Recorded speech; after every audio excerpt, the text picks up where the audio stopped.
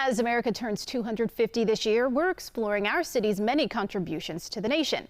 Tonight, we focus on a brilliant Chicago businessman. As Joe Donlin shows us, Julius Rosenwald set the standard for corporate success and so much more.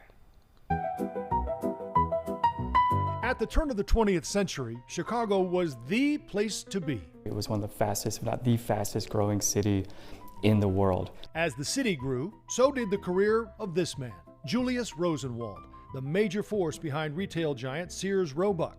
His beginnings were simple.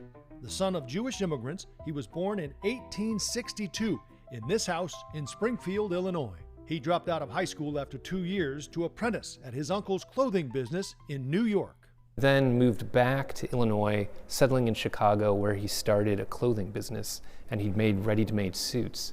And it was this business that brought him into the orbit of R.W. Sears and really kind of changed Rosenwald's destiny. Sears essentially took the department store and put it in a catalog that you could reach from home. So you can buy the goods that were available in big cities. You didn't have to travel to Chicago.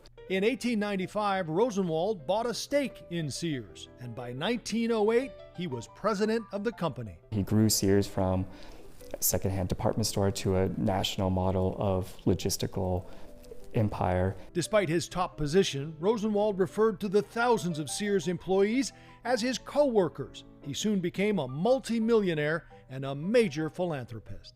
He felt that as long as he was able to meet the needs of himself and his family, whatever else he had, he should give back, whether it was giving it back to his co-workers at Sears or to the larger community. When hard financial times hit the nation, Rosenwald used his own money to keep the company and his co-workers afloat. He also was a pioneer of company profit sharing, but his concerns reached beyond the corporate world. He was also willing to confront and admit that there are deep racial problems in the United States, and you have to look at it directly and you have to confront it, and the only way for the country to overcome it is if everybody's engaged and involved in it. In 1910, Rosenwald met author and Tuskegee Institute founder Booker T. Washington. And he visits the Tuskegee Institute, he becomes close friends with Washington, he invites Washington to come back and stay at his home in Kenwood. Together, they created a plan to build schools for black children throughout the segregated South.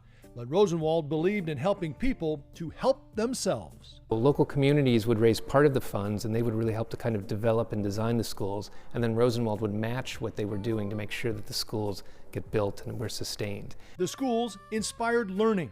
Tall windows let in light, and there were gardens. Over 30 years, the Rosenwald Fund helped build more than 5,000 schools, community shops, and homes for teachers in 15 states. Graduates included author Maya Angelou and Congressman John Lewis. A fellowship program offered grants to promote education and achievement. Recipients included singer Marian Anderson, authors Ralph Ellison and Langston Hughes, and Ralph Bunche, the first African American to win the Nobel Peace Prize. The fund is set up in such a way that all of it has to be expended within 25 years of his death, and that was intentional. He wanted to make sure that the fund was providing immediate support in the areas where it was most needed. And then he also wanted to basically put it forward as a challenge to future and fellow philanthropists. Julius Rosenwald died in 1932. In his lifetime, he donated more than $1 billion in today's money. Giving to others was one of his greatest joys. So few people have done so much public good, not just in Chicago, but across the country, and received so little public recognition. But being the humble man that he was, that's exactly the way he wanted it. Julius Rosenwald also funded construction of YMCAs across the country, founded the Museum of Science and Industry, and was an early supporter of the NAACP. There's a campaign to recognize him and the Rosenwald Schools as a National Historic Park. A visitor center in Chicago and several schools are already on the wish list. For more information, log on to rosenwaldpark.org. Joe Donlin, CBS News, Chicago.